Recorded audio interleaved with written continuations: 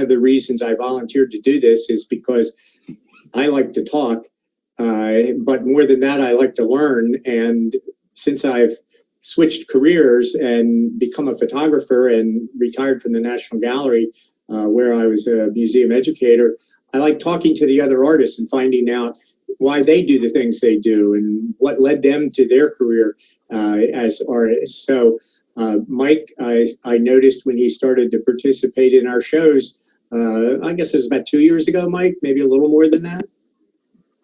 What do you think? 3 or 4. Yeah. And his work really impressed me in a lot of different ways, and that's part of what I want to ask him about and get him to talk about. So we'll jump right in, and for maybe 20 or 30 minutes, Mike and I will talk, and hopefully during that time, you'll find things that are interesting, especially that Mike will say. I don't know that I'll say anything interesting, but I hope he will. I expect he will. And then we'll open it up for questions. So we'll wrap the whole thing up in a maximum of an hour, but you know, if Mike is so eloquent and articulate about his work, maybe there won't be any questions because he'll answer all the questions as we go along. What I'd like to start with is that Mike paints wonderful architectural subjects and still lives. And I think it was the still lives, Mike, that caught my attention first. And then when I was looking at your website more carefully, I saw that you're from Western Pennsylvania. Yes. And since a lot of your still lives have to do with tools and mechanical things, I wondered, is there any connection from your youth, from your experiences growing up in Western Pennsylvania, which is heavily industrialized? Oh, well, yes. And for one thing, it's very blue collar. A lot of people have tools and use them a lot. And it's kind of where I went to school was a state school. So everybody was probably from the same background. I used to go down to the basement and paint the foundry and, you know, do interior scenes based on just the old tools laying around. And I always liked tools. I just think they're interesting. And rust, a lot of them have rust in them, and rust is a very interesting subject to paint. It has a lot of color in it. What did your father do? You said you went downstairs and you painted these tools, used these tools, and do you have some kind of manual skills that you utilize and enjoy? Yes, but when I went downstairs, that was at the in the basement of the college art building. Oh, okay, gotcha. My dad had a restaurant, but he did have he liked woodworking. His dad was a bricklayer and also a restaurateur later in his life. Well, that leads me to the thought that do those tools, when you select one as the subject for a painting, are you selecting them because they have any particular emotional or symbolic significance to you? No, I basically pick them on their shape. I mean, I have a lot of tools because I do have a background in construction. I built crates for shipping artwork. I worked with museums for about 20 some years as a subcontractor. So tools I got tons of tools. I had to get rid of so many tools when I moved here. Basically, it's a shape, not really an emotional connection to an individual tool. Okay. And is it new tools, old tools, or just any tool when the shape is one that attracts your aesthetic attention? Any tool. I had a studio in Pittsburgh that used to be an old sewing factory, and they had hundreds of old sewing machines, which were very interesting. Yeah. And I had kind of stuff like that. So I would drag stuff into my studio back there and paint them too. And just stuff I would get. You know, people would leave stuff around, pick it up. Well, in a minute, I'd like to talk about one of the paintings that you and I mentioned when we had a conversation yesterday. But as I've gotten to know you better, I found a lot of interesting connections between your life and your work and my own. And as soon as you said a sewing factory, the artist that was the centerpiece in my dissertation, his brother-in-law, I think it was, yes, his brother-in-law owned a sewing factory, a textile factory in Philadelphia. Oh. And I've always been fascinated with the images that this artist created of sewing machinery in catalogs that his brother-in-law shared with him. So why don't we pull up the painting you made of screwdrivers? I think Joanne can pull that up for us, and maybe you could tell us what the thinking process and working process was in selecting and then presenting those two screwdrivers. This is something new we're trying that we haven't done in the previous 3 weeks, so I don't know how it's going to work. So Joanne, can you pull that up? Mm-hmm. There we go. I can see it. Can everybody, I can't see everybody anymore because the screen's been taken over by this large image, but can everybody just wave their hand in front of their camera if they can see it? I can see it. Oh, good. So I think we're okay then. So Mike, what's happening here? What's going on? Well, this was different for me. I had been working with tools. Mostly I would have laid them flat, and I tried this painting originally with the screwdrivers. There was Apollo, and they were actually, I'm pointing to them, they were at the top. This painting was flipped upside down, and there was a row of them. And I just didn't look how it was working, so I got some clay and just kind of stuck the screwdriver standing up and flipped it around and painted it, and I glazed over it and put these bands over the old screwdrivers. It's kind of thin. You could see a little bit of them if you were up, had the real piece in front of you. And I just kind of liked how the texture worked and everything with that. And I like the 3 screwdrivers. It's almost like a family. Is the tool on the far right actually a screwdriver or is it a punch? It's a punch. Yeah. Or a scribe, you know. Yeah, yeah. See, that's what caught my eye when I looked at it, the colors and the shapes, but that, not to make a bad pun, but it is a bad pun, it's a counterpoint to the screwdrivers because it has that sharp tip, that sharp point. Yeah, it's the teenager. Well, see, right there, you've made me think about this image in a whole different way because I wasn't thinking of it as a family. I didn't think of it as a story. I just thought of it as 2 blunt tips and a sharp one and two larger tools and a smaller one. So the other thing that I've noticed in looking at your work is that the surfaces are not theatrical, but they're very energetic. What are you thinking about as you build up the surface of a painting like this? It's not a conscious thing, but I do think maybe it's time to get a palette knife and put some thick paint on at some point. But I don't want to do the whole background that way. I also glaze a lot. So like I said, you could see through a lot of these layers. A lot of the whitish blue is probably the palette knife. Yellowish colors are probably glazed on, if I remember right. That's how it worked. So what's happening in your head that is leading you to make a decision like, okay, I got to get the palette knife in my hand? What is it that what's the process in your head? It's a lot mechanical. Say I want to have more opacity, so I need it to be thicker. So I don't want the color to come through, so I'll put it on with the palette knife. And also I've found like light looks more realistic if it's thicker, like a sky or something. If you put it on with a palette knife, it looks like light, where if it's too thin, it doesn't work as well. So most of the thicker paint is probably the white areas and maybe some color. So when you're going through this process of creating the surface of a painting, it's not that you're building this with a predetermined structure. It's a very much of a flow, an organic process, and it almost sounds like you're thinking of light as a physical thing. I seem like the painting tells me what to do. You know, Yeah. if I fight it too much, it doesn't work. So I just try something, and if it feels right, I go with it. And if Yeah. it doesn't, I take it off and do it again. So it is more that way. To me, that means a lot, because when I look at your work, I see there's a strong structural underpinning.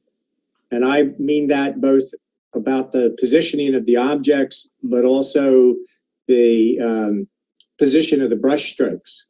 And so to hear you say, and you're the expert here, I'm the blathering art historian, that no, I'm not reading it right. And that's actually one of the disappointments about being an art historian and talking to artists.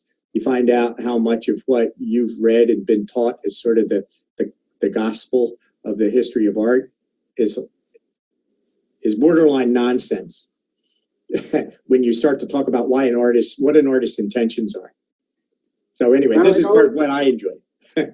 They're all different. You know, the paintings this one just happened. It's the most unusual painting I've done. The only one like this, where they're not, I mean, naturally a screwdriver doesn't stand up like that. Yeah, yeah. So that was unusual for me. Is that wonderful coffee pot that I just love the surface of the metallic qualities? Would you call this more typical of your body of work? Yes, and except for the background, this is the latest still life I've done. And I think I was getting bored with the background, so I just started playing around with it. I like the color. I had the blue in, I had the yellow, but then it was painted over an old landscape that I flipped upside down. The parts of that are still there. Some of the reflections are actually a road that was in there, and I left some of it in there. And the horizon, that green was a patch of green that was showed through, and I left that too. And then the texture, I just thought the background needed some texture. It was a little dull. Uh-huh. And I do sometimes work a lot where I'll put, say, complementary glazes over my background to build it up, and until I get the right shade that I want. And that gives it more depth, especially because my backgrounds are usually right on top of my objects. Uh-huh. I'm fascinated by the reflection in this image. I think it's beautiful in terms of light and color. So from a purely visual, on a purely visual level to me. But because the image, we know there's something reflecting there, but I can't read it. I can't tell what it is. And I find that draws me in and holds my attention more than if it were a veneer-like surface, with the, crystal clear reflection. What were you thinking of? There's a red shirt I had on. Pardon? The red is my shirt. I mean, but that's all the back of my studio and the lights and everything. But, okay. Yeah, I mean, I don't think about it at all. I just paint what I see, and when I step back, eventually I can, like, oh, that's my easel. There's a piece of my table or my cabaret. So. And is that almost always the way that you're working? You're working from without any intention to communicate a particular image or idea. You're working with the object and its surface and your materials as they evolve through the process of painting. Yes, the teapot was obviously thought about quite a bit, but the reflection, I just kind of forgot what was there and painted the colors that I saw. And I like to play colors against each other. I've taken a couple color theory classes recently, and it's a big part of my work, color relationships. Well, both what you're saying about the way you develop these particular paintings and what you just said lead me to ask you, when you sit down at the easel with a subject in mind, do you have any specific goal or purpose as you begin to work? No, I don't.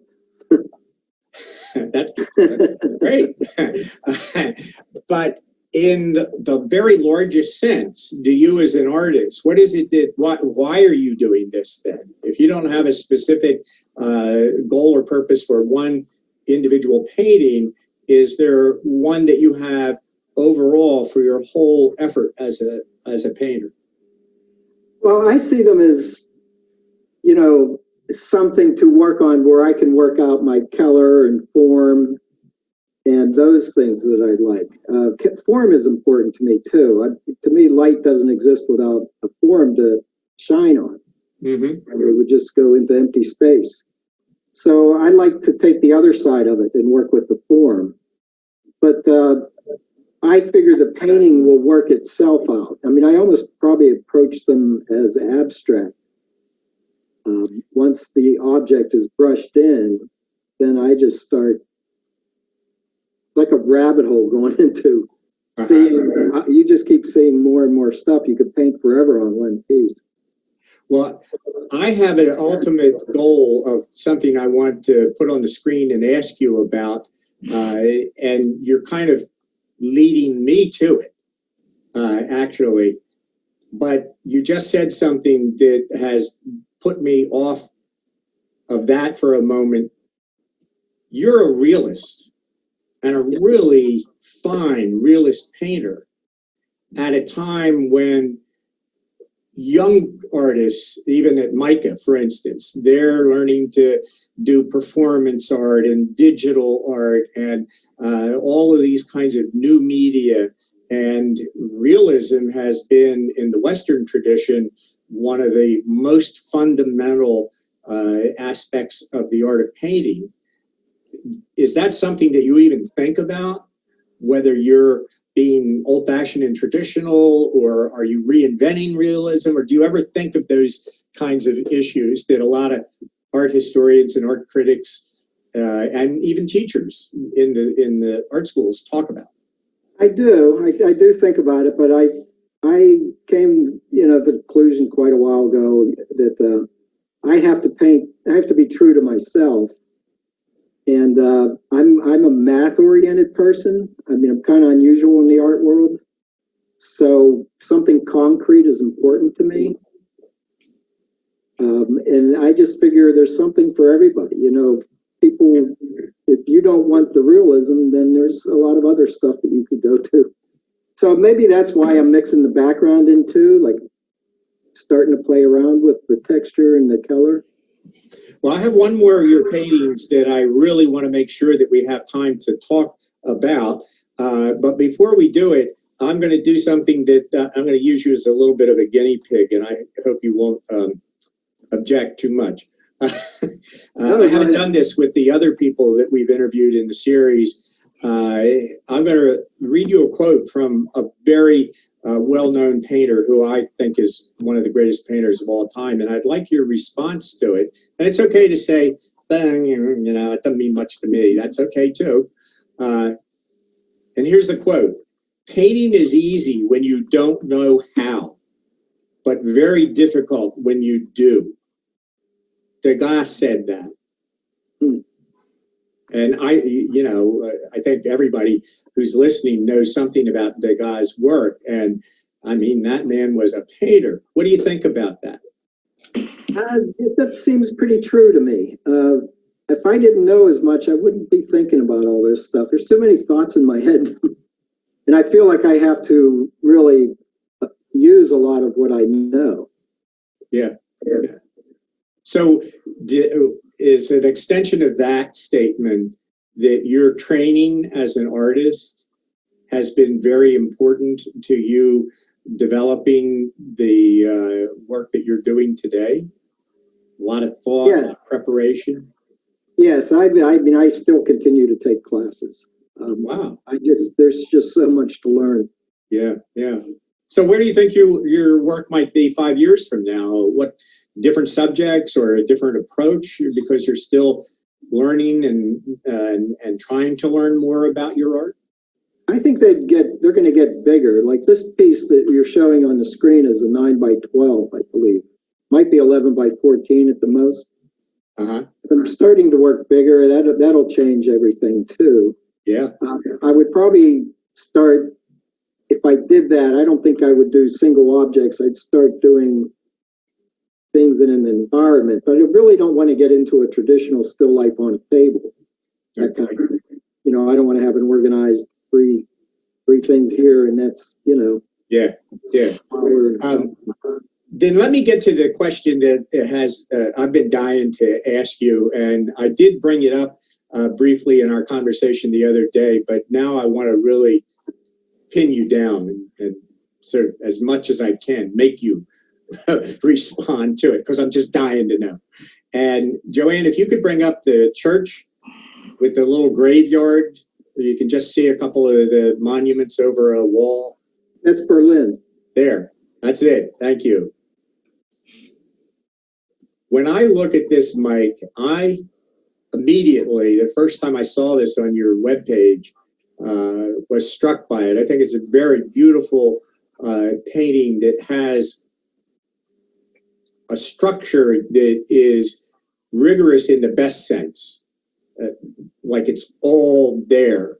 But it also made me think of what the significance of this church and graveyard and the light, the time of day, all of these sort of things working together. And it made me think of a very renowned American realist painter that I admire terrifically.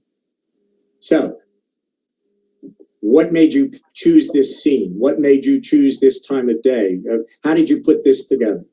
I was doing a painting event in Berlin, Maryland, and it was in the evening. I was looking for a place to paint and just saw this, and it was right there. It just, everything presented itself. I mean, I had to do the composition. I think I squeezed the little part of the, I don't know if it's a crypt on the left. I think I had to pull that in a little bit. But basically, I mean, to me, it was all there. I mean, I might have stretched things a little bit, but the starkness of it, there's definitely something about a church and a graveyard that has emotional meaning to people.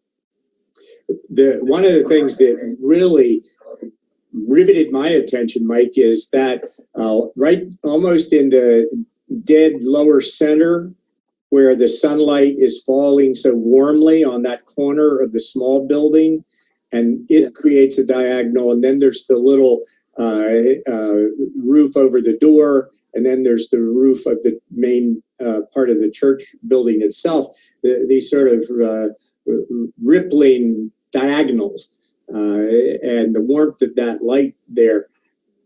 Is that something that happened purely because of the aesthetics and the balance of the composition, or did it mean anything else as you were creating it? It didn't mean anything else. I might have left some things out that weren't important, that might have confused the issue, but pretty much it was there, the way I put it down. I think there was more things in the corner where the church met the addition. I don't think I put that in. It wasn't necessary. It would have just cluttered it up. So I'd like to keep my stuff simple. I want it to be peaceful, calm. Well, it can't get much more peaceful than a graveyard, I guess. Yeah, I guess not. Well, let's wrap up our conversational part of the session tonight by me doing two things. And one is asking you real quickly, I'm here sort of reading, I'm interpreting. I'm doing what I was trained to do. I'm interpreting your work. Do you find that is off-putting, offensive? You'd rather I didn't do it, or nobody did it? Or what's your attitude to the relationship of you and your work to viewers? I like hearing how you view it. I mean, I have no idea how people react to these things. And I just assume everybody's going to come to it with their own emotions and everything, and it's going to mean something different to everybody. So it doesn't bother me at all, no matter what it is. Great. Any reaction is good. Yeah, that's great. That's sort of the way I feel about it as a photographer. And I hope that everybody that's listening will be thinking about what they might want to say about Mike's work in a moment. But the last thing I'll say is I didn't look at more than 2 or 3 of your works before I thought of Edward Hopper. Yes. What do you think of that? Yeah, I mean, that's quite a compliment. He was an influence, one of the influences that I looked at when I was in college. Wasn't familiar. I didn't come from an art background. I had no one in my family that did art I didn't know anybody that made art. But when I went to college, then, there was a nice group of kids, and we learned about Hopper. The Ashcan School I was attracted to because of the blue collar coming up in Western Pennsylvania. That just fit right in with everything. So, and Hopper just, he just stands out. Definitely. Yeah. Oh, good. Well, I think that not only do you paint similar subjects and you have the same kind of architectonic structure in many of your architectural images and even your still lives, but to me, there's something beneath the surface of every Hopper painting. And that's part of what it is that has created such a lasting appeal and appreciation of his work. And I think that's in your work too. There's something that, at least that I see in the work that I'm familiar with you having made, that's beneath the surface. And now I have a little better sense of where that came from and how you do that. So thanks for sharing your thoughts and your work with us. And Joanne, let's open it up for questions. Questions for Mike.